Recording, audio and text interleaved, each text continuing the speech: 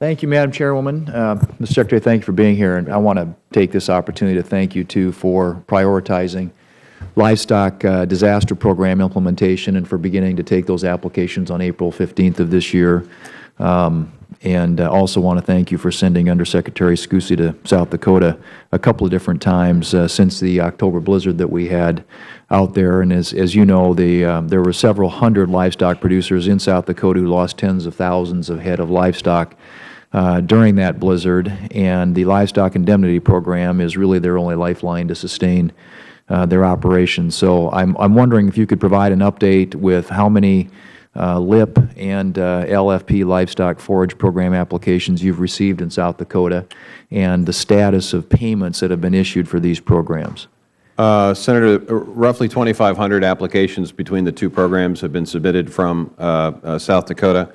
I can get you the specific dollar amount that's been distributed. It's been $16 million nationally. That number is probably dated.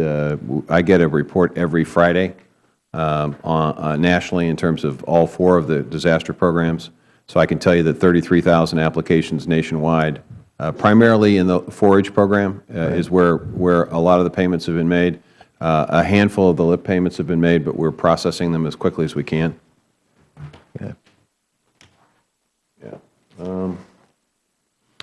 In South Dakota, 2,260 livestock forage applications and 535 LIP applications. It doesn't tell me how much money has been spent, but we will get those numbers to you. Okay. All right. Thank you. Okay.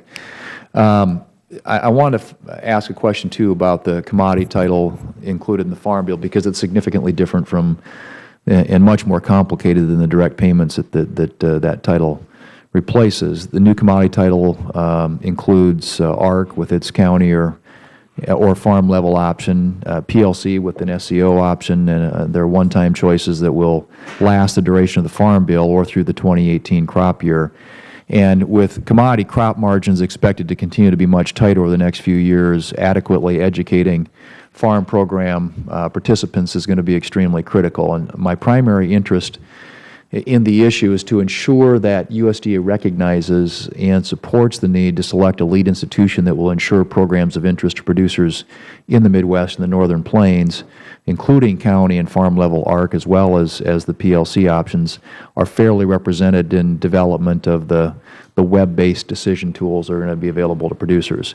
And since there are regional differences and differences in crop production methodologies and marketing, would you agree that if USDA would utilize multiple universities that are geographically diverse, more superior web-based program decision aids would be developed? Yeah, I think there is a recognition, Senator, that we have to be very careful about these selections for the very reason that you've addressed.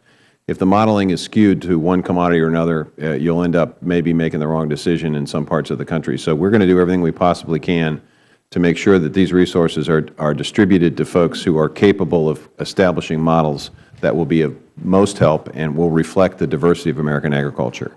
That is the goal. I can't tell you today whether it's one or multiple, but I can tell you that the goal for certain is making sure that there is no regional bias one way or the other, and I think that's important.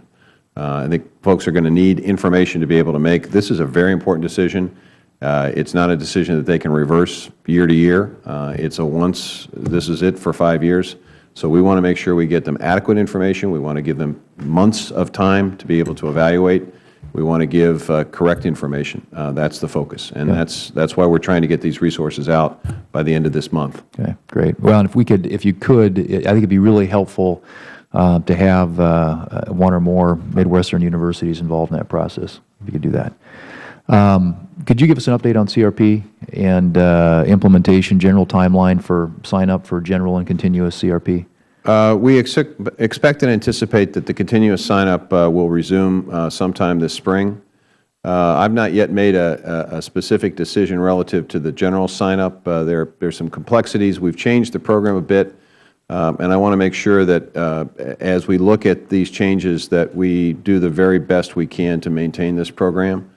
but the continuous program will be resumed very, very shortly. We expect and anticipate continued interest in the continuous program, and I think the fact that we are going to see constrained acreage in CRP really forces us to be very focused on how we use these acres most effectively. And that's the continuous program gives us that flexibility to really focus on habitat or on pollinators or whatever it might be, and on highly erodible lands. So as you know, producers are going to be given the right potentially to make a decision to opt out. Right. And that is what's sort of I want to be able to evaluate in terms of its impact on a general sign-up, and how that opt-out procedures will work. We're in the process of finishing that up, and I think very shortly we'll be making an announcement on where CRP is. But I'm not quite, in my own mind, I'm not quite there yet. Okay. I just want to point out one thing. This is something that has to do with midterm management practices, which I think needs to be addressed when that new CRP regulation is drafted. I've heard from far too many producers in South Dakota who've been told that the only midterm management practice approved for them is to either burn the permanent vegetative cover or to cut and bale it and then burn the bales. It seems to me that a much more reasonable alternative would be for all CRP practices that are subject to midterm management to allow the cover to be harvested, donated to a third party with either a minimal reduction in the payment or no reduction at all, and discontinuing payment for midterm management practices. Everyone wins if this occurs, and the CRP contract holder and the taxpayer, and you get no reduction in wildlife or habitat benefits. And so I'm wondering if you might consider making a change in CRP midterm management. Well, I think we recognize, we've heard the same concerns that you have, and I think we recognize the need for more flexibility and the utilization of common sense. In fact, we just sent a bulletin out to our field offices in the last week or so on this issue. So I think you'll see more flexibility. I think you'll see more common sense on this. I think we learned a lot during the drought in terms of the need for flexibility.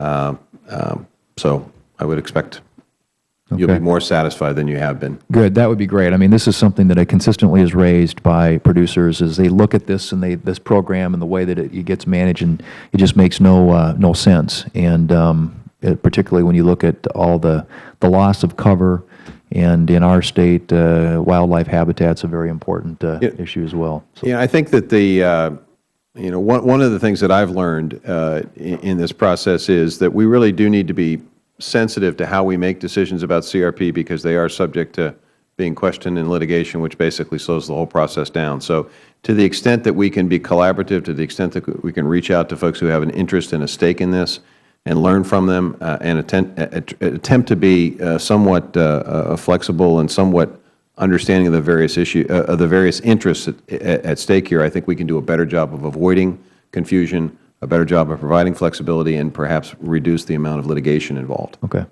Well, it'd be great if you reduce the litigation. I hear what you're saying, and I understand that's something that you've got to prioritize. But people look at burning bales or burning vegetative cover, and they're just going, "Why are we doing this?"